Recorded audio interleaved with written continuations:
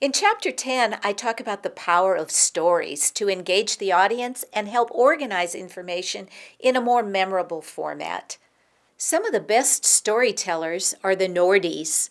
When Nordstrom employees talk about customer service, they know better than to drone on with some boring company mission statement. They tell stories.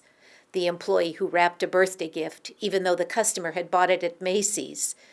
The employee who ironed a customer's new shirt so he could wear it to an interview that afternoon.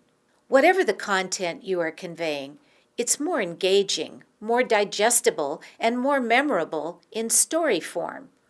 For example, I often recommend having Sacagawea tell the story of the Lewis and Clark expedition rather than studying that amazing saga as a series of dry facts. But what about those critics who consider stories a frivolous diversion from the presentation of serious content? The ground rule that I suggest is that the story must be relevant. It must be connected to the content you need to convey. That reminds me of a story. When I was 17, my parents made me go to a wedding with them. The ceremony was relatively quick, and we headed for the reception. Dad and I, each armed with a serious sweet tooth, were delighted to see the impressive wedding cake. We waited patiently, 7:30, 8:30, 9:30. No cake cutting.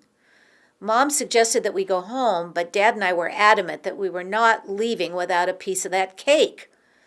Another guest who overheard us said, "Didn't you know?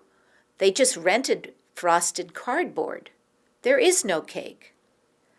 I wanted to take our gift back, and yes, I'm still upset about this many decades later. My point in sharing this story is that we as teachers and presenters have a responsibility to serve cake, not hollow cardboard.